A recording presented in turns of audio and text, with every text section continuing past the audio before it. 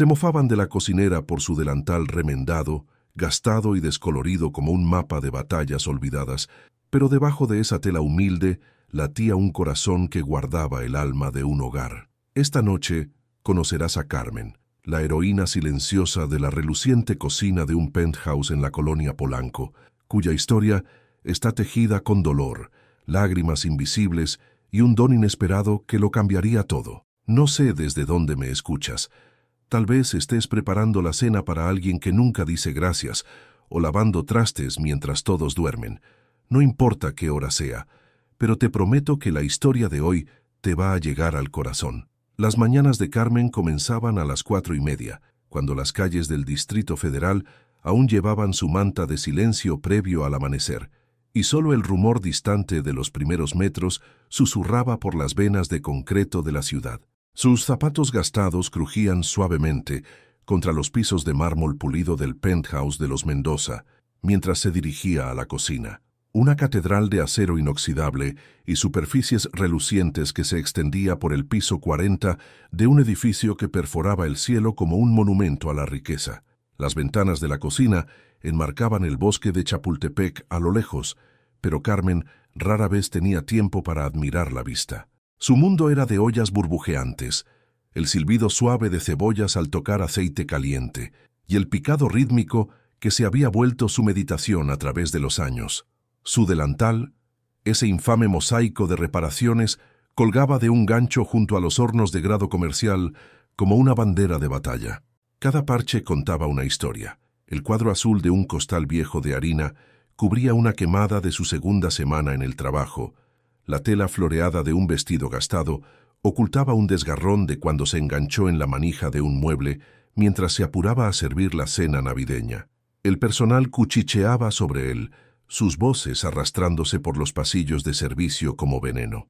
Pero Carmen había aprendido hace mucho que la dignidad no se medía por lo nuevo de la ropa, sino por el amor que una ponía en su trabajo. La fortuna de los Mendoza era legendaria aún para los estándares de Polanco, construida sobre una base de inversiones inmobiliarias que se extendían desde Satélite hasta Las Lomas, diversificada en acciones tecnológicas que se habían multiplicado más rápido de lo que cualquiera podía contar, y supuestamente incluía suficientes criptomonedas para comprar una isla pequeña. El nombre de Roberto Mendoza aparecía regularmente en las secciones financieras de El Universal, su patrimonio neto subiendo a cientos de millones, mientras su capacidad para saborear el simple placer de una comida casera se marchitaba. Su cocina estaba equipada con toda innovación culinaria que el dinero pudiera comprar, pero permanecía fría, clínica, una pieza de exhibición más que un corazón. Carmen había llegado a la casa de los Mendoza en mayo de 2014, cargando nada más que una maleta golpeada y recetas escritas con la letra desvanecida de su madre.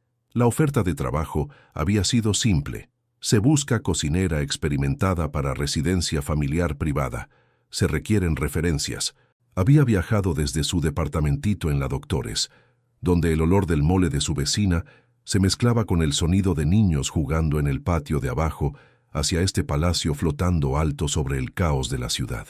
La transición se sintió como entrar a otro mundo, uno donde los refrigeradores eran más grandes que toda su cocina en casa, donde la colección de especias incluía azafrán que costaba más por onza de lo que ella había ganado en una semana en su trabajo anterior. Roberto Mendoza la había entrevistado él mismo ese primer día, sus ojos gris acero escaneando su currículum gastado con el mismo desapego que podría reservar para revisar reportes de ganancias trimestrales.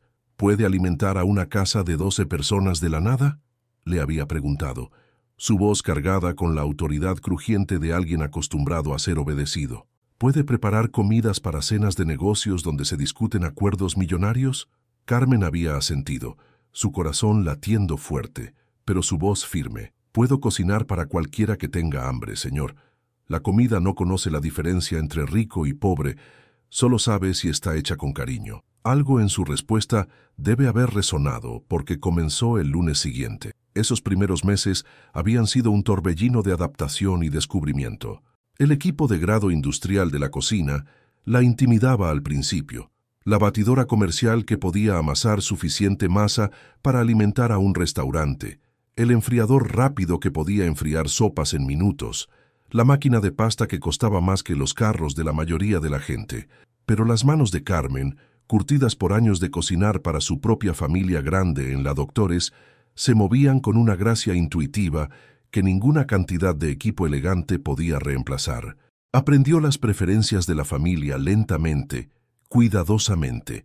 A Roberto le gustaba su café negro y lo suficientemente fuerte para alimentar una toma hostil. Su esposa Alejandra prefería sus verduras apenas cocidas y sus ensaladas aderezadas con vinagreta, que costaba 800 pesos la botella, y su hija Sofía, apenas de 8 años entonces, ansiaba la comida de consuelo simple que le recordaba a la abuela que había perdido el año anterior. Las humillaciones diarias empezaron como susurros en los corredores de servicio y el cuarto de descanso del personal, pero gradualmente se volvieron más atrevidas mientras la naturaleza tranquila de Carmen se confundió con debilidad. Los otros miembros del personal, la mayoría contratados de escuelas culinarias prestigiosas o robados de restaurantes de 5 estrellas, no hacían intento alguno de ocultar su desdén por la mujer del delantal remendado que de alguna manera producía comidas que hacían que la familia se quedara en la mesa del comedor por más tiempo del que habían estado en años. «Mírenla enhilando esa aguja otra vez», se burlaba Marcos, el subchef cuyas credenciales incluían entrenamiento en París y cuya actitud reflejaba su creencia de que cocinar era una forma de arte reservada para la élite educada. Observaba a Carmen remendando su delantal durante sus breves descansos de almuerzo, sus labios curvados en asco. Uno pensaría que con todo el dinero que los Mendoza gastan en esta cocina, podrían permitirse comprarle un uniforme apropiado a su cocinera. El ama de llaves, la señora Herrera, una mujer de bordes afilados de Guadalajara, cuya propia familia había perdido su fortuna en el crack bursátil décadas atrás, parecía tomar particular placer en los orígenes humildes de Carmen. «Naqueada tratando de fingir que pertenece a Polanco», murmuraba, lo suficientemente fuerte para que Carmen escuchara, mientras pulía la plata que nunca se usaría para las comidas que Carmen preparaba. Probablemente aprendió a cocinar con algún recetario del DIF. Los comentarios más crueles venían del sommelier, un hombre pretencioso llamado Víctor, que hablaba con un acento afectado y nunca perdía una oportunidad de recordarle a todos que su conocimiento de vinos le había ganado posiciones en restaurantes donde las comidas costaban más que la renta mensual de la mayoría de la gente. «Cualquiera puede dorar carne y hervir verduras», había anunciado una tarde, después de que Carmen había preparado un guisado que había hecho que toda la familia pidiera segundas porciones. La verdadera cocina requiere educación, sofisticación, comprensión de perfiles de sabor complejos.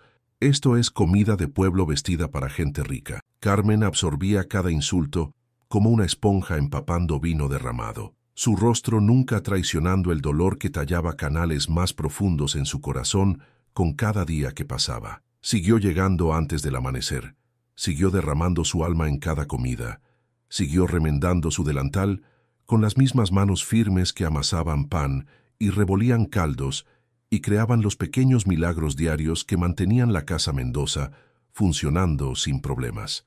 Pero tarde en la noche, en su departamentito en la Doctores, se sentaba en su mesita de cocina con una taza de té y se preguntaba si tal vez tenían razón. Tal vez no pertenecía a su mundo de portafolios bursátiles y cavas de vino y conversaciones sobre diversificar activos en mercados internacionales. En medio de toda esta crueldad, Carmen encontró una aliada inesperada en la pequeña Sofía Mendoza, cuya curiosidad por la cocina resultó más fuerte que la regla no escrita de la familia de mantenerse fuera del camino del personal. Sofía tenía 9 años cuando se aventuró por primera vez a la cocina en una tarde lluviosa de sábado, atraída por el olor de galletas de chispas de chocolate que Carmen estaba horneando para el descanso vespertino del personal. «¿Por qué su delantal tiene tantos parches?», preguntó la niñita, su dedo trazando el contorno de un cuadro particularmente colorido que Carmen había cortado de un trapo de cocina viejo. «¿Es como un colcha?». Carmen pausó en su revólver, mirando hacia abajo a la niña cuya pregunta inocente tenía más interés genuino del que había recibido de cualquier adulto en la casa por meses. Algo así, mi amor, respondió, su voz gentil. Cada parche tiene una historia. Este azul de aquí es de cuando estaba aprendiendo a usar el horno grande y me acerqué demasiado a las llamas. Este floreado, ese es de un vestido que mi mamá usaba a misa todos los domingos. Siempre decía que la ropa no hace a la persona, es lo que está debajo lo que cuenta. Los ojos de Sofía se abrieron con fascinación. ¿Me puede enseñar a cocinar algo? Mis amigas de la escuela todas saben hacer galletas, pero yo no sé nada de cocinas. Desde ese día, Sofía se volvió la sombra de Carmen durante fines de semana y vacaciones escolares. Sus manitas aprendiendo a medir harina y quebrar huevos mientras Carmen compartía historias de su propia niñez en la Doctores. Cocinar no es seguir recetas exactamente, le decía Carmen mientras rodillaban masa para pay juntas. Es entender lo que la comida significa para la gente.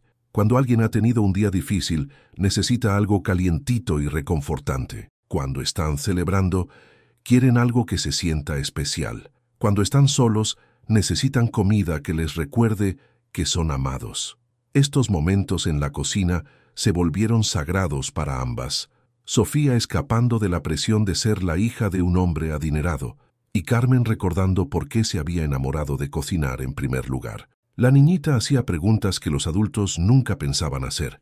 ¿Por qué siempre prueba todo 2 veces? ¿Cómo sabe cuándo el pan está listo solo viéndolo? ¿Por qué su comida sabe diferente a los restaurantes elegantes a los que nos lleva papá? Todo cambió cuando Roberto Mendoza decidió organizar la cena de negocios más importante de su carrera, una reunión de inversionistas potenciales para una empresa de criptomonedas que podría añadir otros $100 millones a su ya astronómico patrimonio neto. La lista de invitados se leía como un quién es quién de magnates de Wall Street, móguls tecnológicos cuyos nombres aparecían regularmente en Forbes, y financieros internacionales que controlaban más riqueza que el PIB completo de algunos países pequeños. Voy a traer al chef Alexandre Dubois, anunció Roberto a su personal doméstico durante su junta mensual. Viene especialmente desde su restaurante en París.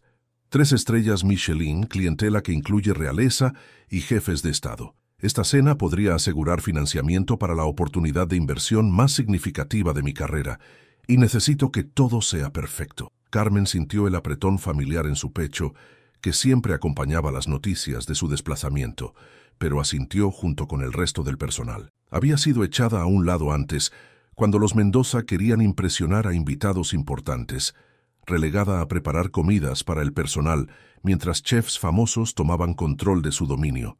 Pero esta vez se sintió diferente.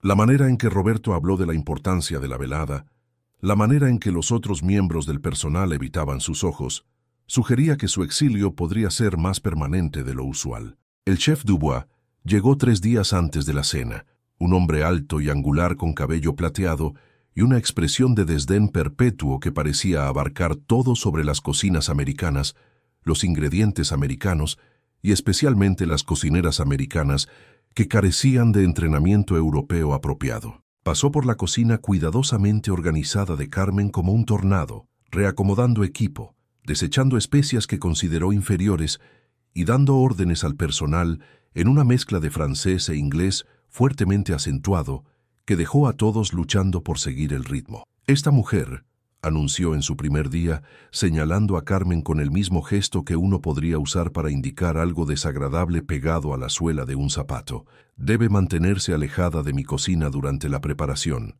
No puedo tener interferencia amateur con mi visión artística. Carmen fue exiliada a la pequeña cocina de preparación usada para comidas del personal, pero aún desde su exilio podía escuchar el caos que siguió a la llegada de Dubois. El sous-chef, Marcos, que una vez se había burlado de sus técnicas, ahora tropezaba bajo la presión de los estándares imposibles de Dubois. El personal de cocina, acostumbrado a la guía gentil y enseñanza paciente de Carmen, batallaba con el temperamento volcánico del chef francés y sus demandas incomprensibles. La noche del desastre comenzó con tal promesa que hasta el personal hastiado sintió un aleteo de anticipación. El comedor formal del penthouse había sido transformado en una vitrina de elegancia discreta, con cristal que atrapaba y dispersaba la luz como estrellas capturadas, y flores que habían sido traídas desde Ecuador esa mañana. La lista de invitados representaba miles de millones de pesos en patrimonio neto combinado, hombres y mujeres, cuyas decisiones podían cambiar mercados enteros y cuya aprobación Roberto necesitaba para su ambicioso proyecto de criptomonedas. Carmen observaba desde la entrada de servicio de la cocina mientras llegaban los invitados, titanes de la industria cuyos rostros reconocía de revistas financieras, emprendedores tecnológicos cuyas innovaciones habían cambiado el mundo, banqueros de inversión cuyos portafolios incluían todo desde futuros de oro hasta tenencias de Bitcoin que valían más de lo que la mayoría de la gente podía imaginar. El menú de la noche se suponía que mostraría la habilidad legendaria de Dubois, gastronomía molecular que convertía sabores familiares en texturas sorprendentes, presentaciones que parecían más instalaciones de arte que comida, maridajes de vinos que habían sido seleccionados por el sommelier Víctor con atención obsesiva al detalle, pero desde su posición en la cocina del personal, Carmen podía sentir el desastre construyéndose como una tormenta en el horizonte. El timing estaba mal, podía oírlo en los pasos frenéticos, los intercambios agudos entre Dubois y sus asistentes, el sonido de sartenes estrellándose y voces alzándose en frustración. Cuando el primer plato se sirvió 30 minutos tarde, Carmen supo que estaban en problemas. Cuando escuchó por casualidad a Víctor llamando frenéticamente a su proveedor de vinos para reemplazar una caja de champán que de alguna manera había sido dañada, comenzó a temer lo peor. El punto de quiebre llegó durante el servicio del plato principal. Carmen estaba limpiando platos en la cocina del personal cuando escuchó la voz de Sofía desde el pasillo de servicio, alzada en angustia. No fue su culpa, yo vi lo que pasó, pero su vocecita se ahogó en la ira atronadora de su padre y el caos de una cena en completo colapso. Después, Carmen aprendería toda la historia de Sofía, quien la buscó en lágrimas la mañana siguiente. El vino especial, una botella que valía más que el sueldo mensual de Carmen, había sido volteada durante la confusión del servicio, su contenido esparciéndose por el mantel de encaje antiguo que había estado en la familia Mendoza por generaciones. En el caos y la vergüenza, con invitados influyentes mirando la mancha creciente y Dubois gritando sobre sabotaje culinario, alguien había susurrado el nombre de Carmen como la culpable probable. La furia de Roberto Mendoza era algo terrible de presenciar, fría y cortante como el filo de viento invernal del Xochimilco. Carmen fue llamada al comedor mientras los invitados observaban como espectadores en una ejecución pública, sus rostros una mezcla de fascinación incómoda y vergüenza ajena. El hermoso mantel yacía arruinado, la mancha de vino extendiéndose como una acusación por sus hilos delicados, mientras Roberto se paraba detrás de su silla con la postura rígida de un hombre cuya reputación empresarial completa colgaba en la balanza. 10 años, dijo, su voz atravesando el cuarto silencioso con el peso de juicio absoluto. 10 años que la he empleado, confiado en usted en mi hogar, permitido que esté cerca de mi familia y mis invitados. ¿Y así es como retribuye esa confianza? ¿Saboteando la cena de negocios más importante de mi carrera? Carmen sintió las palabras golpearla como golpes físicos, cada una empujándola más profundo en una humillación tan completa que apenas podía respirar. Abrió la boca para defenderse, para explicar que había estado en ninguna parte cerca del comedor cuando ocurrió el accidente. Pero Roberto la cortó con un gesto que no admitía contradicción. No quiero oír excusas, quiero que salga de mi casa. Esta noche, empaque cualquier pertenencia que tenga y deje su llave con la señora Herrera. El delantal remendado de repente se sintió más pesado que plomo. Cada cuadro cuidadosamente cosido un recordatorio de todos los años que había dedicado a esta familia. Todas las madrugadas y las noches tarde, todo el amor que había derramado en cada comida. Con dedos temblorosos, desató las cuerdas detrás de su espalda, el peso familiar deslizándose de sus hombros, como el despojo de una piel vieja. Los invitados observaron en silencio incómodo mientras doblaba el delantal cuidadosamente, sus movimientos precisos, a pesar de las lágrimas que amenazaban derramarse de las esquinas de sus ojos. Había usado ese delantal por casi una década, a través de incontables comidas y pequeñas victorias diarias, a través de quemadas y cortadas, y el ciclo sin fin de cocinar y limpiar y cuidar a gente que nunca la vería como algo más que ayuda contratada. Caminando por la cocina una última vez, Carmen miró el espacio donde había pasado más horas de vigilia que en su propio hogar, donde había aprendido a operar equipo que valía más que su salario anual, donde había creado comidas que trajeron sonrisas ocasionales a rostros que rara vez mostraban calidez. La batidora industrial que la había intimidado en su primer día ahora parecía una vieja amiga. La colección de cuchillos que había afilado tan cuidadosamente cada mañana brillaba en su bloque magnético como herramientas abandonadas de un oficio que nunca se le permitiría practicar aquí de nuevo. La señora Herrera estaba esperando junto a la entrada de servicio, con una caja de cartón para las pocas pertenencias personales de Carmen y una expresión de satisfacción apenas disimulada. «Siempre supe que no pertenecía aquí», dijo mientras Carmen empacaba su delantal de repuesto, su taza de café y el cuadernito donde había escrito las recetas favoritas de Sofía. «Gente como usted nunca aprende su lugar». Pero Carmen ya no tenía energía para responder a la crueldad. La humillación la había drenado de todo, excepto la habilidad mecánica de poner un pie frente al otro mientras caminaba hacia el elevador de servicio que la llevaría hacia abajo de esta torre reluciente y de vuelta al mundo donde pertenecía. La cocina penthouse de los Mendoza, una vez llena de los aromas reconfortantes de la cocina de Carmen, se volvió un monumento estéril a todo lo que el dinero podía comprar pero no podía crear. El chef Dubois permaneció otra semana después del desastre, su presencia como una nube de tormenta que se rehusaba a pasar. Su comida era técnicamente perfecta, cada salsa reducida a consistencia precisa, cada guarnición posicionada con precisión matemática, cada temperatura monitoreada al grado exacto, especificado en sus recetas. Sin embargo, cuando la familia se sentaba a comer, la conversación moría. Las comidas que debían haber sido comunión se volvieron meramente combustible, consumidas en silencio y abandonadas medio terminadas en platos que brillaban bajo la luz fría del candelabro. Roberto se encontraba mirando su cena, alguna creación que involucraba espuma y microverdes que parecía arte moderno pero no sabía a nada. El trato de criptomonedas, que debía haber sido su logro culminante, ahora se sentía vacío, los millones adicionales en su portafolio incapaces de restaurar la comodidad que había dado por sentada por tantos años. Sus asociados de negocios habían sido educados sobre el desastre de la cena, pero había visto las miradas, escuchado las conversaciones susurradas sobre su inhabilidad para manejar su propia casa. En el mundo financiero, el control lo era todo, y un hombre que no podía supervisar su propia cena era un hombre cuyo juicio podría cuestionarse en todos los asuntos.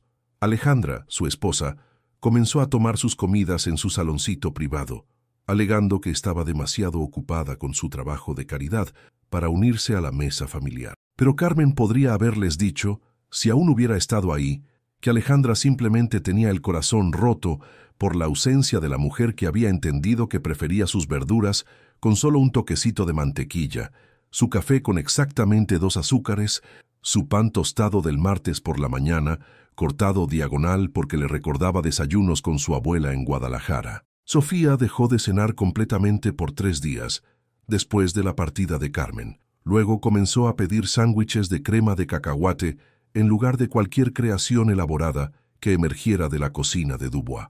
«Quiero las galletas de Carmen», le dijo a su padre una tarde.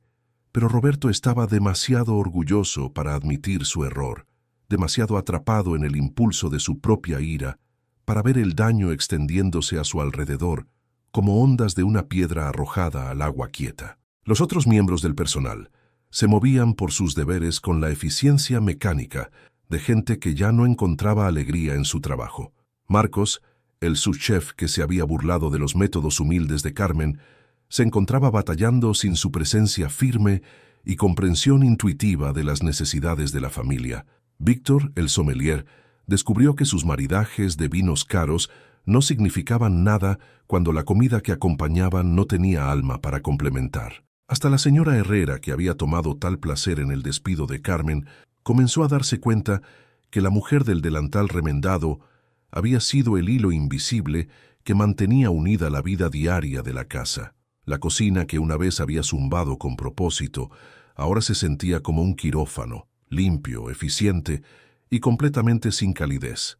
3 semanas después del despido de Carmen, Sofía Mendoza tomó una decisión que lo cambiaría todo. Había estado cargando el peso de la verdad como una piedra en su pecho, su conciencia de 9 años, sin poder contra la culpa que crecía más pesada con cada día que pasaba. Arrinconó a su padre en su estudio una tarde después de la cena, interrumpiendo su revisión de reportes trimestrales de inversión para contarle lo que había presenciado desde su escondite detrás de la puerta de servicio. «Papi», dijo, su vocecita cortando el silencio como una confesión susurrada en iglesia, «Carmen no tiró el vino. Yo vi lo que realmente pasó». Roberto levantó la vista de sus papeles con el aire distraído de un hombre cuya mente estaba dividida entre futuros de criptomonedas y el vacío incómodo de su propio comedor. «Sofía, ya hemos hablado de esto. No quiero oír más cuentos sobre...» «No fue un cuento», interrumpió Sofía, su voz alzándose con la convicción desesperada de alguien que finalmente había encontrado el valor para decir la verdad al poder. Estaba escondida detrás de la puerta porque quería ver la cena elegante, y vi al chef Dubois chocar con Víctor cuando estaban trayendo el vino. Víctor trató de cachar la botella, pero se cayó y se quebró por toda la mesa. Luego los dos se asustaron y comenzaron a gritar, y alguien dijo que debe haber sido Carmen, porque ella... Las palabras de la niñita se desvanecieron mientras batallaba por repetir las suposiciones feas que habían condenado a una mujer inocente. Pero Roberto había escuchado suficiente. El mundo pareció inclinarse a su alrededor mientras se dio cuenta de la magnitud de su error, la terrible injusticia que había cometido en su ira y vergüenza. Las cámaras de seguridad, recordó de repente, había cámaras en cada cuarto excepto la cocina misma, pero el pasillo de servicio habría capturado todo lo que Sofía describía. Cuando revisó las grabaciones, la verdad lo golpeó como un golpe físico. Ahí estaba, grabado en claridad digital, la colisión entre chef y sommelier, el forcejeo desesperado para agarrar la botella que caía, el momento cuando Víctor miró alrededor frenéticamente y señaló hacia la cocina donde Carmen estaba preparando comidas para el personal, completamente inconsciente del desastre desarrollándose en el comedor. Roberto se sentó solo en su estudio hasta las 3 de la mañana, viendo las grabaciones una y otra vez, mientras el peso de sus acciones se desplomaba sobre él como el colapso de un edificio que había pensado era sólido.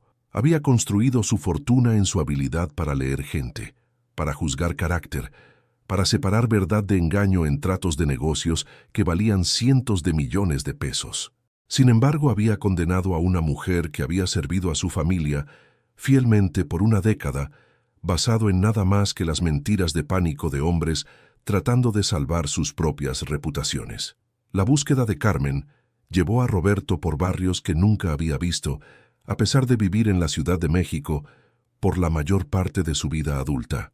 Su chofer navegó las calles de la Doctores con la incertidumbre de alguien aventurándose en territorio extranjero, pasando edificios de apartamentos donde la ropa colgaba de escaleras de incendio y niños jugaban en pequeños patios que olían a comida, cocinándose y flores floreciendo. La dirección vieja de Carmen llevó a un edificio de 3 pisos, donde el español quebrado del casero y miradas suspicaces sugirieron que hombres adinerados en carros caros no venían seguido buscando inquilinos anteriores. Se mudó hace 3 meses. Finalmente admitió el hombre después de que Roberto había explicado su misión. No dejó dirección. ¿Es familia? ¿Le debe dinero? El rastro llevó de un callejón sin salida a otro. Vecinos anteriores que se habían mudado, patrones viejos que habían perdido contacto, un trabajo previo en una fonda que había cerrado durante la pandemia. Roberto se encontró caminando por barrios donde su riqueza no significaba nada, donde la gente miraba su traje a medida y zapatos pulidos con la cautela de aquellos que habían aprendido a no confiar en promesas de hombres que hablaban en abstracciones sobre dinero y oportunidad. Fue Sofía quien finalmente la encontró, de la manera en que los niños a veces logran lo que los adultos han hecho demasiado complicado de conseguir. Durante un paseo familiar por la Doctores en una tarde de domingo, el intento torpe de Roberto de pasar más tiempo con su hija, Sofía divisó una figura familiar por la ventana de un pequeño centro comunitario. «¡Ahí está Carmen!», gritó, presionando su cara contra la ventanilla del carro con la emoción de alguien divisando a un amigo perdido hace mucho. El centro comunitario ocupaba la planta baja de un edificio viejo de ladrillo que probablemente había albergado docenas de empresas diferentes a través de las décadas. Por las ventanas podían ver a Carmen moviéndose entre mesas largas donde residentes ancianos se sentaban con tazones humeantes de sopa, sus movimientos cargando la misma eficiencia gentil que una vez había adornado su cocina. Usaba un delantal simple, nuevo, limpio, sin remiendos, pero su rostro llevaba la misma calidez que había hecho que Sofía la buscara en primer lugar. Roberto estuvo sentado en el carro por varios minutos, observando por el vidrio mientras Carmen servía sopa y compartía conversaciones quietas con gente cuyas sonrisas agradecidas sugerían que la veían como algo más precioso de lo que los ricos jamás habían reconocido. Cuando finalmente caminó por las puertas del centro comunitario, el olor de sopa de verduras casera y pan fresco lo transportó instantáneamente de vuelta a su propia niñez, a cenas dominicales en casa de su abuela, antes de que el dinero hubiera cambiado la relación de su familia con la comida, entre ellos, con el simple placer de compartir una comida hecha con amor. Carmen levantó la vista desde su servicio y vio a Roberto Mendoza parado en la entrada del centro comunitario como una figura de un mundo que ya no tenía conexión alguna con su realidad.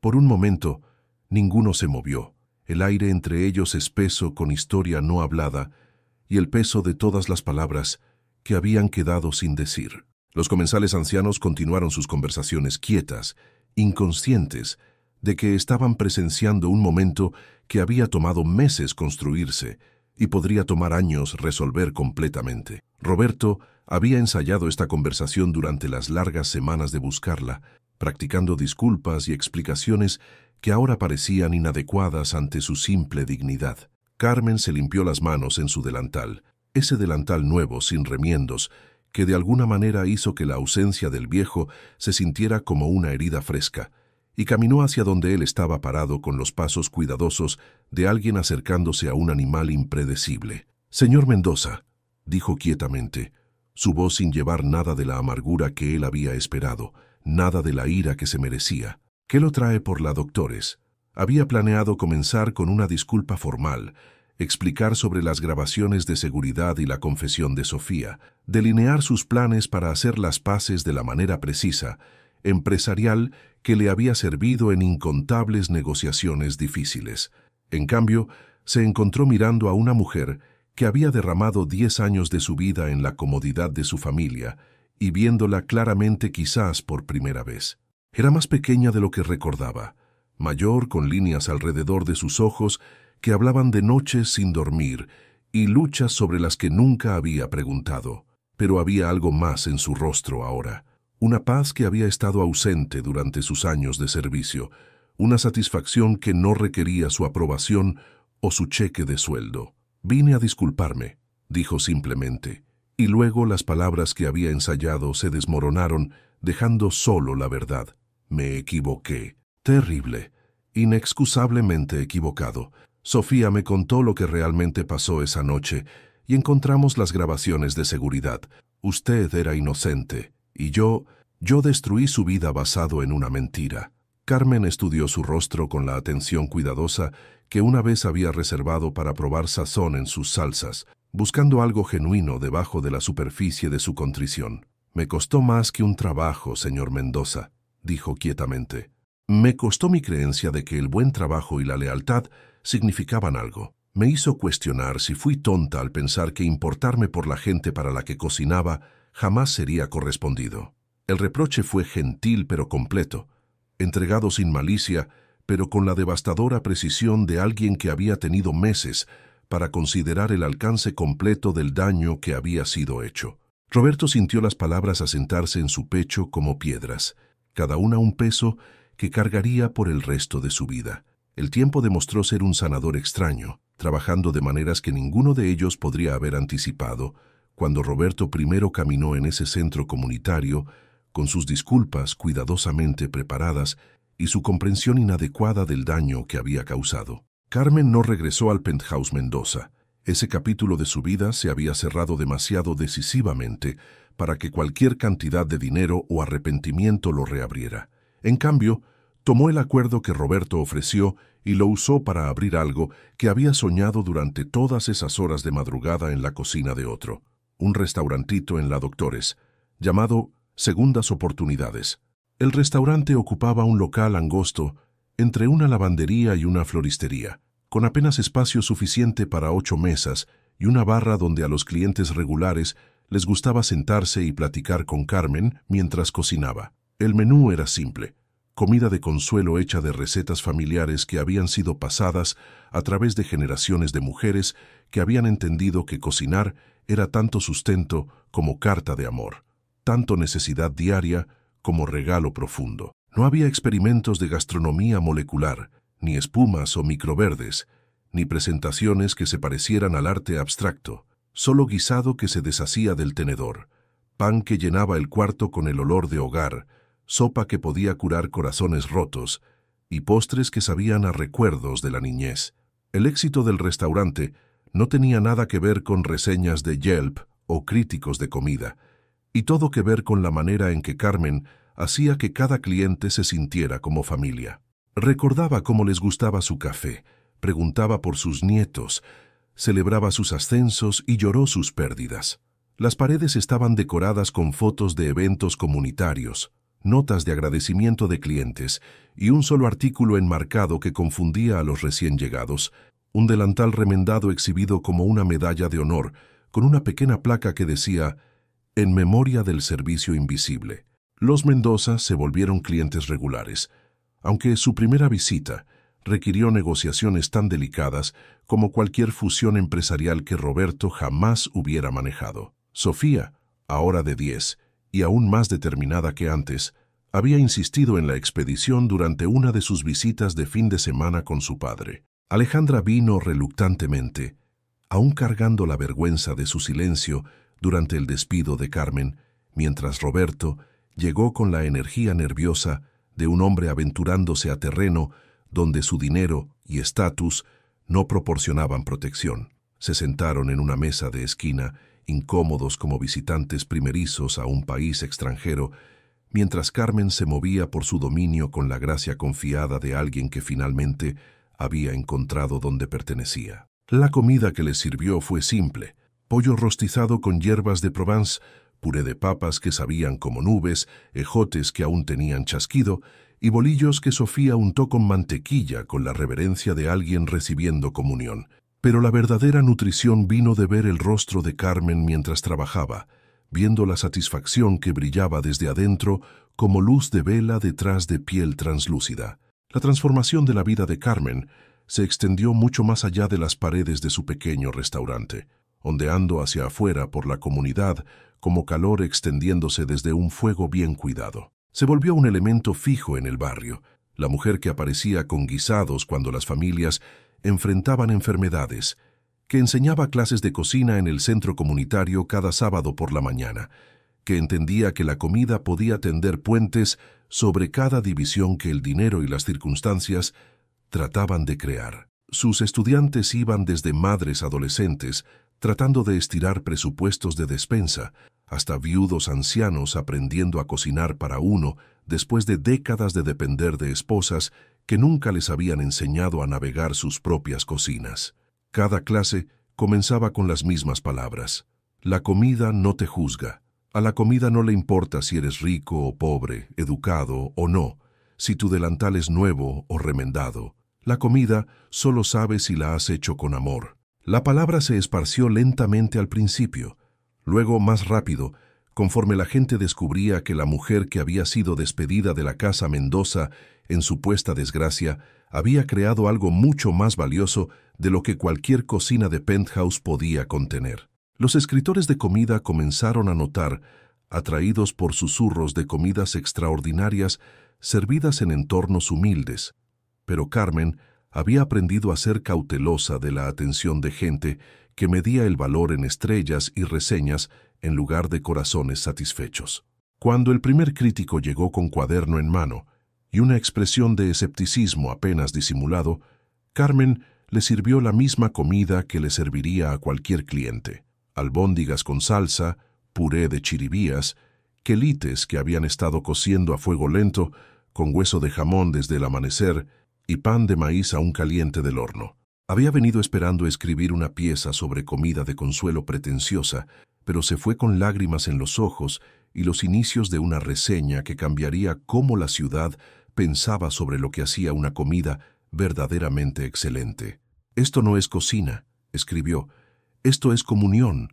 Esto es lo que pasa cuando alguien entiende que el propósito de la comida no es impresionar, sino nutrir, no mostrar técnica, sino transmitir amor». La cocina de Carmen no te pide que admires su complejidad, te pide que recuerdes cómo se siente ser cuidado. La reseña provocó una peregrinación de tipos, amantes de la comida, viajando desde Polanco hasta la Doctores, no por momentos de Instagram, sino por la experiencia cada vez más rara de comer comida que había sido preparada con cuidado genuino por la persona que la consumiría. Pero el éxito trajo sus propios retos, y Carmen se encontró enfrentando presiones que nunca había anticipado durante sus años de servicio. Inversionistas de restaurantes se acercaron con ofertas para expandir, para convertir segundas oportunidades en una cadena que podría llevar su cocina a las masas y hacerla rica más allá de sus sueños modestos. Chefs famosos que una vez habían menospreciado su entrenamiento práctico ahora llamaban para discutir colaboraciones y tratos de libros de cocina. Productores de televisión querían documentar su historia, convertir su jornada de sirviente despedida a chef celebrada en contenido para audiencias hambrientas de inspiración y narrativas de redención. Carmen escuchó educadamente cada propuesta, luego las declinó quietamente todas. Había aprendido durante su década en el Penthouse Mendoza que el éxito significaba cosas diferentes para gente diferente, y su definición había sido moldeada por años de ver la riqueza fallar en crear felicidad, el estatus fallar en generar satisfacción. El restaurante permaneció pequeño porque pequeño le permitía conocer a cada cliente, recordar sus preferencias y sus historias. El menú se quedó simple porque simple significaba que podía enfocarse en la perfección en lugar de innovación por sí sola. El delantal se quedó en exhibición, porque olvidar de dónde había venido deshonraría a todos los que jamás habían servido en silencio, jamás habían sido despedidos por su apariencia, en lugar de valorados por sus contribuciones. Cuando Sofía Mendoza se graduó de la preparatoria, le preguntó a Carmen si podía trabajar en el restaurante durante el verano antes de comenzar la universidad. La petición sorprendió a ambas familias. Sofía podría haber hecho prácticas en cualquiera de las compañías de su padre, podría haber pasado el verano viajando por Europa o haciendo trabajo voluntario en Costa Rica, como muchos de sus compañeros de escuela privada. En cambio, quería aprender las lecciones que Carmen había tratado de enseñarle años antes en la cocina Mendoza. Quería entender lo que significaba servir a otros sin la red de seguridad de riqueza heredada y posición social.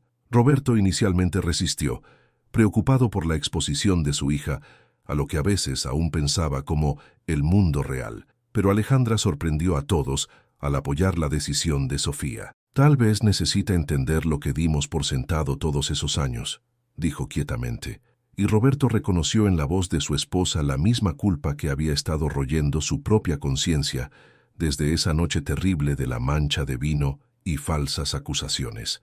El verano de Sofía en segundas oportunidades se volvió una clase magistral en humildad y trabajo duro que ninguna educación de la Liga Ivy podría haber proporcionado. Llegaba cada mañana a las 5:30, aprendiendo a preparar verduras con la precisión metódica que las cocinas profesionales demandaban, descubriendo músculos que nunca había sabido que poseía mientras cargaba bultos de harina y revolvía caldos que requerían atención constante. Sus manos, suaves por años de privilegio, desarrollaron callos y quemadas que usó como medallas de honor. Aprendió a hacer tortillas que podían hacer llorar a los clientes de apreciación, a juzgar el término de los asados por olor en lugar de termómetro, a entender que la diferencia entre comida buena y comida grandiosa no tenía nada que ver con ingredientes caros y todo, que ver con respeto por el proceso. Los otros trabajadores de cocina la trataron con la paciencia gentil que habían aprendido del ejemplo de Carmen, nunca haciéndola sentir como la niña rica jugando a ser pobre, en cambio, ayudándole a entender la dignidad que venía del trabajo significativo. Cada platillo que sale de esta cocina carga nuestra reputación, le dijo Carmen una mañana ocupada de sábado, mientras la prisa del almuerzo amenazaba abrumar a su pequeño personal. A la persona comiéndolo no le importa si estamos cansadas, o si nos cortamos, o si el proveedor llegó tarde con nuestra entrega. Solo quieren sentirse cuidados. Esa es la responsabilidad que cargamos. Asegurar que nadie se vaya de aquí sintiendo que no importa. Sofía absorbió estas lecciones con la intensidad de alguien descubriendo un nuevo idioma. Uno que hablaba de servicio como llamado en lugar de carga, de trabajo como expresión en lugar de necesidad. Comenzó a entender por qué el despido de Carmen había sido sobre más que empleo perdido. Había sido sobre la violación de una confianza sagrada entre cocinera y familia, la ruptura de lazos que eran más profundos de lo que cualquier contrato escrito podría abordar. El verano también trajo sanación inesperada a la relación entre los Mendoza y la mujer que habían mal hecho. Alejandra comenzó a pasar por el restaurante cada pocas semanas, inicialmente alegando que necesitaba checar a Sofía, pero gradualmente admitiendo que venía por la comodidad de sentarse en la presencia de Carmen, de sentirse como persona en lugar de un papel en la historia de alguien más. Las dos mujeres nunca habían hablado extensamente durante los años de servicio de Carmen. Las barreras invisibles de clase y empleo las habían mantenido en esferas separadas, a pesar de compartir el mismo espacio físico diariamente. Ahora, liberadas de esas restricciones, descubrieron un amor mutuo por la jardinería, preocupaciones compartidas por el futuro de Sofía y la experiencia común de mujeres que habían pasado décadas definiéndose a través del servicio a otros. «Te envidiaba», admitió Alejandra una tarde tranquila, mientras se sentaban en el pequeño jardín trasero del restaurante, rodeadas por las hierbas que Carmen cultivaba para su cocina. «Todos esos años envidiaba la manera en que te movías por nuestra casa con tal propósito, la manera en que nuestra familia cobraba vida cuando cocinabas para nosotros. Me sentía como una decoración en mi propia casa, y tú eras la que la hacía sentirse vivida». La respuesta de Carmen fue gentleman but honesta. «Yo también te envidiaba. Tenías una voz en esa casa, un asiento en la mesa donde se tomaban las decisiones. Yo era esencial, pero invisible, necesaria, pero no vista. Las dos estábamos atrapadas, solo de maneras diferentes». Estas conversaciones se volvieron una forma de sanación para ambas mujeres, una manera de reconocer que el abismo entre empleador y empleada había oscurecido su humanidad compartida hasta que la crisis las forzó a verse claramente. Alejandra comenzó a hacer trabajo voluntario en el centro comunitario, donde Carmen enseñaba clases de cocina, trayendo sus habilidades organizacionales y conexiones sociales para apoyar programas que servían familias luchando con inseguridad alimentaria. Descubrió que sus décadas manejando eventos de caridad y recaudaciones de fondos le habían dado talentos que podían aplicarse a formas más inmediatas y personales de servicio. El viaje de Roberto hacia la redención resultó más complicado, obstaculizado por toda una vida de creer que su dinero podía resolver cualquier problema y su éxito podía excusar cualquier falla de carácter. Sus intentos iniciales de hacer las paces fueron torpes y dolorosos, ofertas de compensación financiera que insultaron la dignidad de Carmen, sugerencias de sociedades comerciales que revelaron su completa falta de comprensión de lo que había creado en segundas oportunidades. Tomó meses de conversaciones incómodas y propuestas gentilmente rechazadas antes de que comenzara a entender que la deuda que le debía a Carmen no podía saldarse con transferencias bancarias u oportunidades de inversión. El trabajo real de expiación requería algo mucho más difícil, el reconocimiento de que su riqueza y poder lo habían cegado a la humanidad de alguien que había servido a su familia con devoción, y el compromiso de cambiar los sistemas que habían permitido que tal ceguera floreciera. Comenzó quietamente, usando sus conexiones comerciales para apoyar programas que proporcionaban entrenamiento culinario para trabajadores de bajos ingresos, que ofrecían servicios de colocación de empleo para inmigrantes tratando de establecerse en cocinas americanas, que creaban caminos para el avance en una industria donde mucha gente talentosa permanecía atrapada en roles invisibles. El trabajo era sin glamour y a menudo sin agradecimiento. No le ganó titulares o reconocimiento de la industria, pero cargaba el peso de arrepentimiento genuino en lugar de estrategia de relaciones públicas. También comenzó el proceso difícil de examinar sus otras relaciones comerciales, buscando patrones de explotación o despido que había justificado previamente como necesarios para eficiencia y ganancia. Las revelaciones fueron incómodas. ¿Cuántas otras Carmen había fallado en ver a través de los años? ¿Cuánta gente había sido lastimada por sus suposiciones casuales sobre su valor y dignidad? Las preguntas atormentaron sus noches y transformaron sus días, gradualmente reformando su comprensión de lo que significaba ser exitoso de maneras que importaban más allá de reportes de ganancias trimestrales. Los cambios más profundos, sin embargo, ocurrieron dentro de la familia Mendoza misma, mientras la ausencia y eventual reconciliación con Carmen los forzó a confrontar el vacío espiritual que se había acumulado junto a su riqueza material. El penthouse, una vez una vitrina de logro, comenzó a sentirse como una prisión elaborada, hermosa pero estéril, impresionante pero incapaz de nutrir las conexiones que hacían la vida significativa. Comenzaron a comer cenas familiares juntos por primera vez en años. Inicialmente, asuntos incómodos donde la conversación luchaba por llenar los espacios una vez ocupados por la comodidad fácil de la presencia de Carmen. Sofía, cambiada por su verano en el restaurante, se volvió el puente entre sus padres y el mundo más allá de su círculo social enrarecido, traduciendo las lecciones que había aprendido sobre dignidad y servicio al lenguaje que podían entender. Habló de clientes en segundas oportunidades, que trabajaban múltiples empleos para mantener a sus familias, de trabajadores de cocina que enviaban dinero a parientes en otros países, de clientes regulares ancianos que venían tanto por conversación como por comida, porque el restaurante de Carmen proporcionaba una comunidad que no podían encontrar en ningún otro lado. A través de sus ojos, sus padres comenzaron a ver su ciudad no como una red de oportunidades comerciales y conexiones sociales, sino como un tapiz de historias humanas, cada una digna de atención y respeto. Los cambios fueron graduales pero profundos, evidentes en maneras pequeñas que se acumularon con el tiempo. Roberto comenzó a saludar al personal de servicio del edificio por nombre, preguntando por sus familias, notando cuando alguien estaba ausente o parecía con problemas. Alejandra empezó a comprar en negocios del barrio, en lugar de depender completamente, en servicios que entregaban bienes de lujo a su puerta, descubriendo el placer de relaciones con comerciantes que recordaban sus preferencias y preguntaban por su día. Mantuvieron el penthouse, pero comenzaron a pasar tiempo en una cabaña modesta en Tepoztlán, donde Roberto aprendió a hacer fuegos, y Alejandra redescubrió su amor por la jardinería, donde las comidas eran simples y las conversaciones se alargaban hasta horas nocturnas sin la presión de impresionar o lograr. Mientras se acercaba el cumpleaños 50 de Carmen, Sofía la sorprendió con un regalo que capturó el círculo completo que su vida había viajado. Trabajando en secreto por meses, la joven había rastreado a tantos estudiantes anteriores de cocina de Carmen como pudo encontrar, niños que ahora eran adultos, gente anciana que acreditaba sus clases con ayudarlos a mantener su independencia,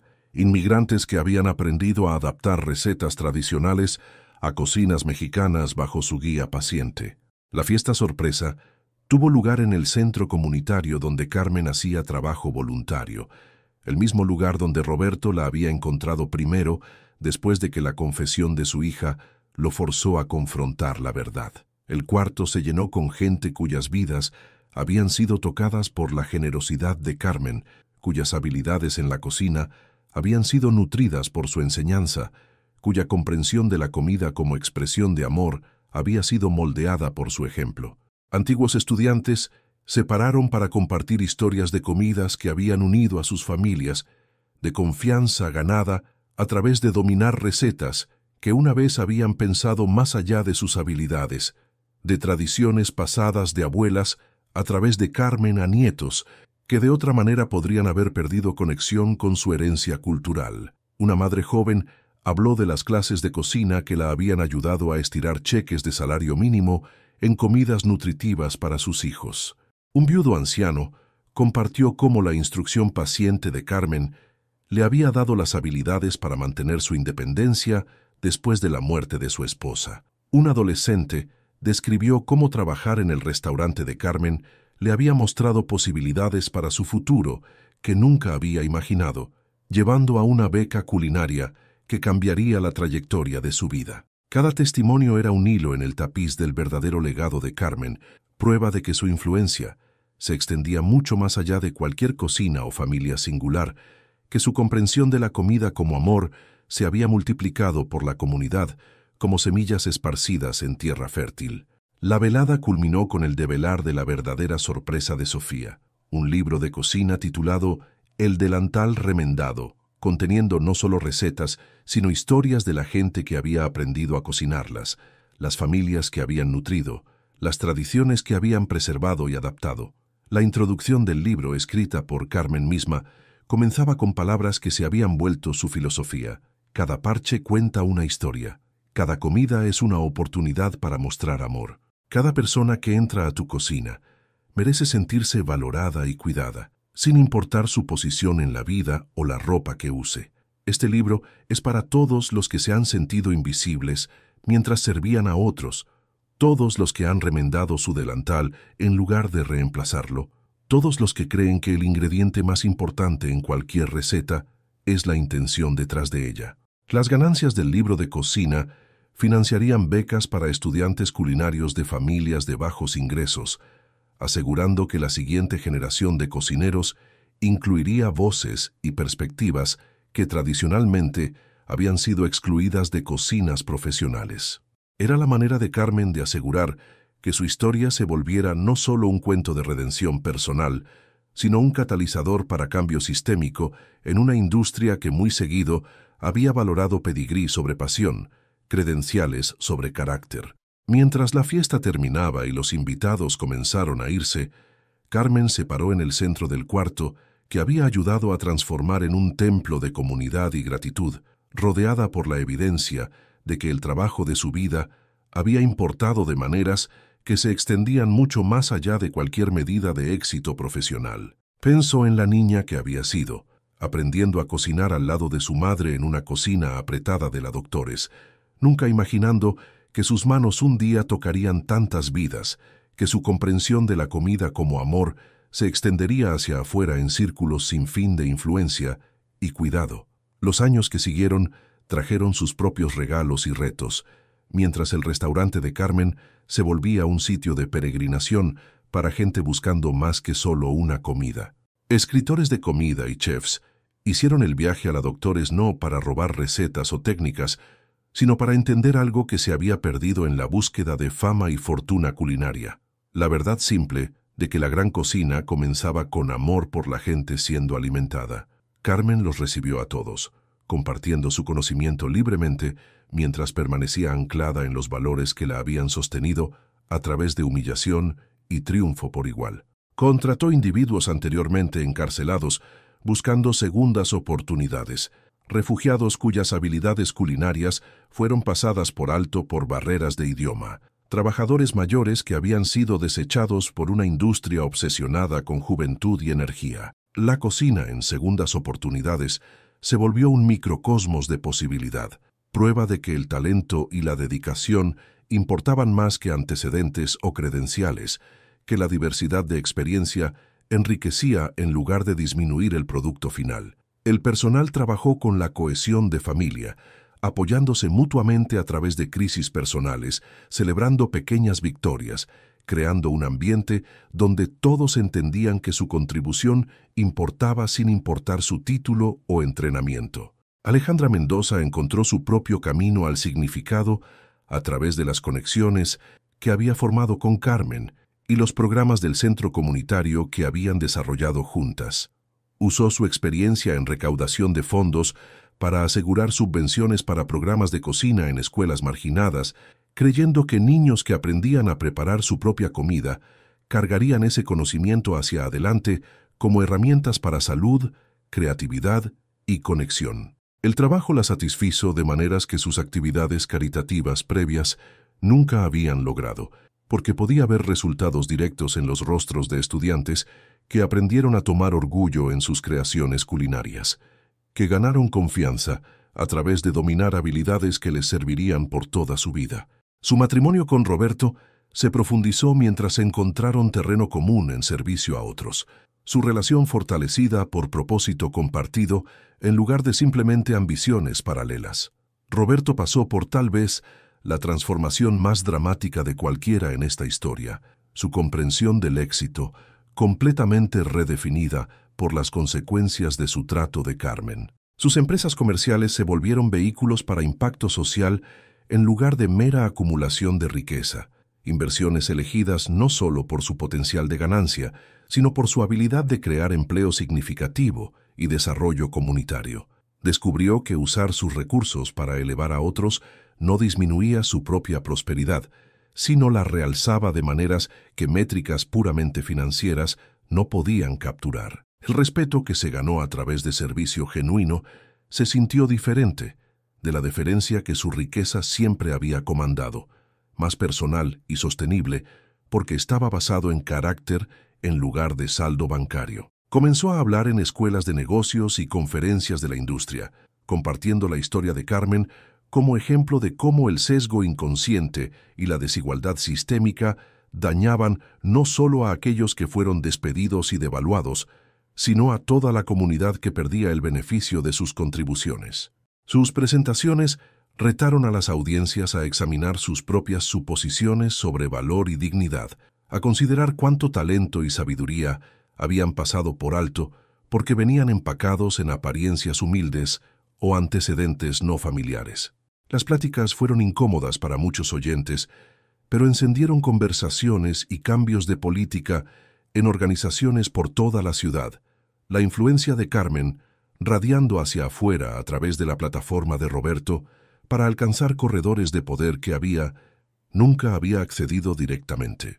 El camino hacia adelante de Sofía la llevó a la siguiente generación de cambio, mientras eligió estudiar trabajo social y desarrollo comunitario en lugar de seguir la ruta esperada al imperio comercial de su padre. Pasó veranos trabajando en cocinas comunitarias por todo el país, aprendiendo cómo diferentes culturas se acercaban a la comida y hospitalidad, entendiendo cómo cocinar podía ser tanto expresión individual como acción colectiva. Su tesis de grado examinó el papel de la comida en comunidades inmigrantes, documentando cómo recetas tradicionales servían como puentes entre país viejo y nuevo, cómo enseñar cocina se volvía una manera de preservar cultura mientras se adaptaban a circunstancias cambiadas. La investigación la trajo de vuelta repetidamente a lecciones que había aprendido en la cocina y restaurante de Carmen, la comprensión de que la comida llevaba significados que se extendían mucho más allá de nutrición o placer hacia los reinos de identidad, memoria y pertenencia.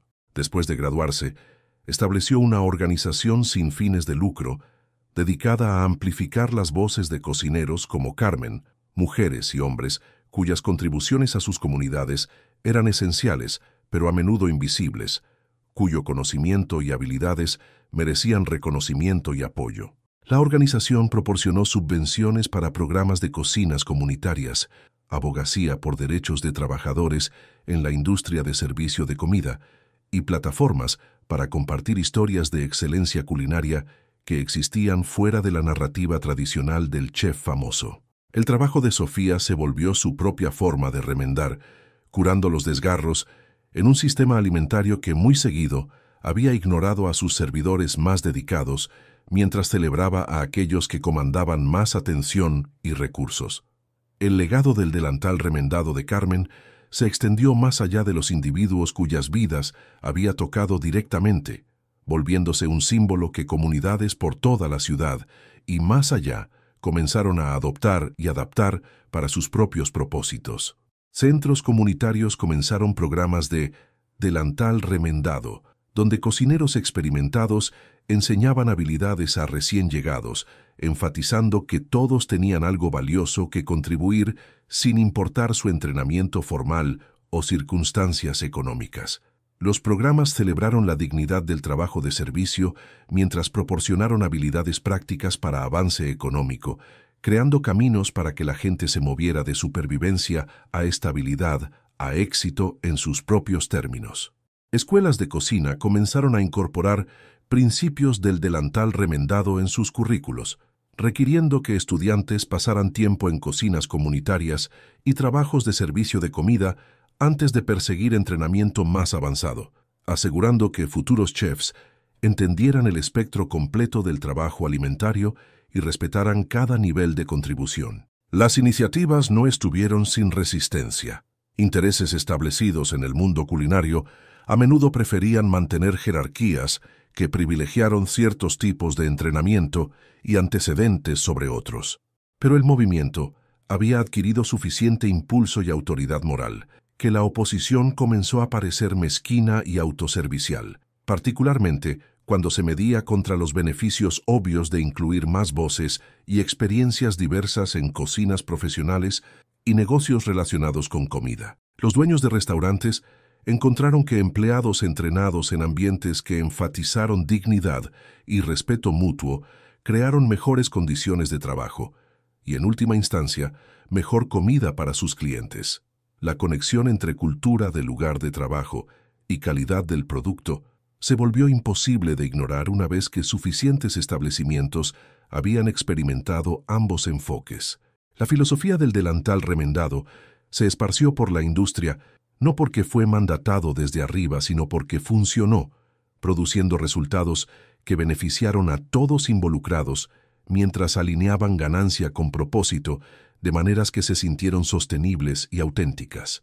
La influencia de Carmen en el mundo alimentario más amplio creció quieta y firmemente, no a través de endosos de famosos o campañas mediáticas, sino a través de la experiencia vivida de gente que había encontrado su enfoque y lo encontró transformativo. Chefs que habían comido en segundas oportunidades regresaron a sus propias cocinas, con nueva apreciación por las bases de su oficio, la comprensión de que habilidad técnica sin corazón producía comidas que no satisfacían necesidades humanas más profundas. Escritores de comida comenzaron a buscar historias de excelencia que existían en centros comunitarios y sótanos de iglesias, restaurantes familiares y food trucks, reconociendo que limitar cobertura a establecimientos de alta gama significaba perderse mucho de lo que hacía el paisaje culinario rico y diverso. Mientras Carmen entraba a sus 60, comenzó a considerar cómo asegurar que los valores y prácticas que había desarrollado durarían más que su propia participación activa en el restaurante y programas comunitarios que se habían vuelto el trabajo de su vida. La pregunta no era una de sustentabilidad financiera. Segundas oportunidades se había vuelto lo suficientemente rentable para mantenerse a sí mismo y sus iniciativas comunitarias, sino de continuidad cultural, asegurar que las lecciones embebidas en su enfoque de comida y servicio serían llevadas hacia adelante por gente que entendía su significado más profundo. Comenzó a desarrollar lo que llamó el Instituto del Delantal Remendado, un programa de entrenamiento que enseñaría la filosofía y práctica de servicio digno a una nueva generación de trabajadores alimentarios, organizadores comunitarios y dueños de negocios. El instituto estaría ubicado en un edificio renovado en la Doctores, a distancia caminable del restaurante que había encendido el movimiento, accesible a las comunidades que habían nutrido y apoyado su desarrollo. El currículo combinaría instrucción práctica de cocina con discusiones de justicia social, equidad económica y construcción comunitaria, ayudando a participantes a entender cómo actos aparentemente simples de preparar y compartir comida podían volverse herramientas poderosas para cambio positivo. Los estudiantes aprenderían no solo a cocinar, sino a ver cocinar como ministerio, servicio como llamado, trabajo como oportunidad para demostrar cuidado por otros, sin importar su habilidad de reciprocar o recompensar ese cuidado. La primera clase del instituto incluyó antiguos estudiantes de programas del Centro Comunitario de Carmen, gente joven del barrio que había crecido comiendo en segundas oportunidades, inmigrantes recientes buscando habilidades y conexiones para ayudarlos a establecerse en su nuevo país, y personas que cambiaban carrera de otros campos que habían sido atraídas a la posibilidad de trabajo que se alineara más cercanamente con sus valores. La diversidad de antecedentes y experiencias enriqueció cada discusión y sesión práctica, mientras participantes aprendían uno del otro tanto como del currículo formal. Un contador que había dejado finanzas corporativas compartió perspectivas sobre manejo de presupuesto y planeación de negocios. Una maestra retirada contribuyó comprensión de estilos de aprendizaje y manejo de aula. Una madre joven ofreció perspectivas sobre balancear responsabilidades de trabajo y familia. Un antiguo trabajador de construcción trajo conocimiento de renovación y mantenimiento que resultó invaluable mientras el instituto desarrollaba su espacio físico. El aprendizaje fue recíproco y colaborativo, reflejando la creencia de Carmen de que todos tenían algo valioso que enseñar así como algo importante que aprender. Los graduados de las primeras clases del instituto llevaron sus principios a una gran variedad de entornos, creando efectos de ondas que se extendieron mucho más allá de la industria de servicio de comida. Algunos abrieron sus propios restaurantes o negocios de catering, aplicando principios del delantal remendado para crear lugares de trabajo que honraron la dignidad de empleados mientras producían comida excelente. Otros tomaron posiciones en restaurantes establecidos y gradualmente influyeron sus culturas hacia mayor inclusividad y respeto para todos los niveles de trabajadores. Aún otros se movieron a política alimentaria y abogacía, usando su comprensión de realidades a nivel del suelo para informar debates sobre salario mínimo, condiciones de trabajo y caminos al avance en el sector de servicio de comida. Unos pocos se volvieron maestros ellos mismos, desarrollando currículos para preparatorias y colegios comunitarios que integraron habilidades prácticas de cocina con comprensión más amplia de sistemas alimentarios, nutrición y justicia social. Cada graduado se volvió una semilla de cambio, llevando hacia adelante no solo técnicas y recetas, sino una cosmovisión que valoró servicio como trabajo sagrado y reconoció la dignidad inherente en alimentar a otros. El 10º aniversario del despido injusto de Carmen del Penthouse Mendoza fue marcado no con amargura o recriminación, sino con celebración de qué tan lejos habían viajado todos los participantes en ese drama doloroso hacia comprensión y redención. El centro comunitario donde Carmen enseñaba, y Roberto la había encontrado, primero organizó una reunión que juntó a la familia extendida de gente cuyas vidas habían sido tocadas por la historia del delantal remendado. Antiguos estudiantes compartieron actualizaciones sobre su progreso personal y profesional. Empleados de restaurantes hablaron sobre lugares de trabajo que habían adoptado prácticas más equitativas.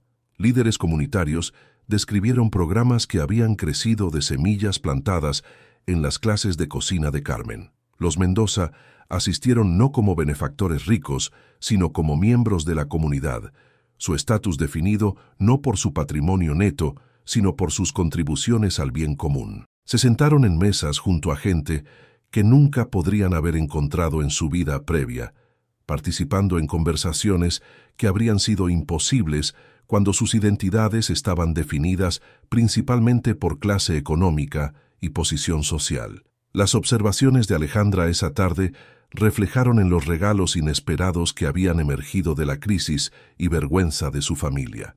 Pensábamos que teníamos todo, dijo, pero estábamos muriendo de hambre por significado, por conexión, por la comprensión de que nuestras vidas podían importar en maneras que iban más allá de acumular riqueza y estatus. La gracia de Carmen ante nuestro fracaso nos enseñó que la redención era posible, pero solo si estábamos dispuestos a cambiar no solo nuestras acciones, sino nuestros corazones. Roberto habló de las lecciones de negocio que había aprendido, viendo a Carmen construir algo significativo de recursos modestos y valores auténticos, cómo su enfoque de liderazgo a través de servicio había informado sus propios esfuerzos para crear compañías que sirvieran propósitos más grandes que maximización de ganancias.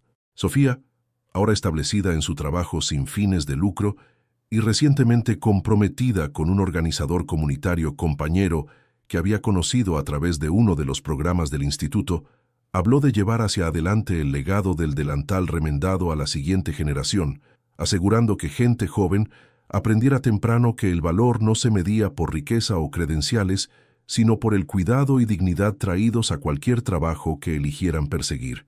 La propia reflexión de Carmen esa tarde fue característicamente modesta y mirando hacia adelante, enfocada no en agravios pasados, sino en posibilidades futuras. Cada parche cuenta una historia, dijo, regresando a la metáfora que había definido su viaje. Pero la historia no se termina cuando el parche está cosido. Continúa cada vez que alguien se pone ese delantal y elige servir a otros con dignidad. Cada vez que alguien ve más allá de apariencias para reconocer el valor en otra persona. Cada vez que alguien entiende que la cocina puede ser un lugar de sanación en lugar de jerarquía. Habló de las cartas que recibía de gente que nunca la había conocido, pero había sido inspirada por su historia a examinar sus propias suposiciones sobre servicio y valor, a hacer cambios en sus lugares de trabajo y comunidades que honraron la dignidad de todos los trabajadores, sin importar sus papeles o antecedentes. Los efectos de ondas se habían esparcido mucho más allá de la Ciudad de México, mientras comunidades por todo el país comenzaron sus propias iniciativas de delantal remendado, adaptando los principios fundamentales a circunstancias y necesidades locales, mientras mantenían el compromiso esencial a dignidad, respeto y excelencia incluyente. La tarde concluyó con un momento que habría parecido imposible durante los años de servicio de Carmen en el Penthouse Mendoza. Le pidieron que ofreciera una bendición sobre la comida comunal que había sido preparada por estudiantes actuales del instituto. Parada ante la multitud reunida, usando un delantal que era él mismo una obra de arte, cuidadosamente remendado con contribuciones de tela de gente alrededor del mundo que había sido tocada por su historia, Carmen habló palabras que capturaron la transformación que todos habían experimentado. Que nunca olvidemos que cada persona que prepara comida, sirve comida o limpia después de comida, merece respeto y dignidad. Que recordemos que el acto de alimentar a otros es una de las expresiones más fundamentales de amor, y que este amor no disminuye cuando se da profesionalmente en lugar de personalmente. Que trabajemos para crear un mundo donde nadie sea despedido por su apariencia, pasado por alto por su antecedente o subestimado por su servicio. Y que siempre recordemos que a veces nuestros fracasos más grandes se vuelven puertas a nuestras redenciones más importantes. Mientras la reunión se dispersó y la gente se dirigió de vuelta a barrios por toda la ciudad y más allá, las lecciones del delantal remendado continuaron trabajando en corazones y mentes, inspirando cambios que se extenderían hacia la siguiente generación y más allá. La historia de Carmen se había vuelto más grande que la experiencia de cualquier persona singular, transformándose en un movimiento que retó suposiciones sobre valor y trabajo, servicio y dignidad, fracaso y redención. La mujer que una vez había sido invisible en una cocina de Penthouse en Polanco se había vuelto una luz cuya influencia continuaba esparciéndose, probando que a veces los cambios más profundos no comienzan con gestos grandiosos, sino con la determinación quieta de mantener dignidad ante la humillación, de continuar sirviendo aun cuando el servicio pasa desapercibido y de creer que cada persona, sin importar su posición en la vida, merece ser vista, valorada y tratada con respeto. Entonces te pregunto, desde donde me escuches, ¿alguna vez has cocinado para alguien que nunca dijo gracias? ¿Alguna vez has derramado tu amor en comidas que fueron consumidas sin gratitud, tus esfuerzos despedidos como simples porque vinieron naturalmente a tus manos y tu corazón? ¿Alguna vez te has sentido invisible en tu propia cocina, no reconocida por los milagros diarios que creas, la comodidad que proporcionas, la manera en que mantienes familias unidas 3 veces al día, cada día, con comida que lleva más que sabor, lleva tu alma? La historia de Carmen es tu historia, y tu historia importa más que todos los portafolios de criptomonedas e inversiones de bolsa en el mundo.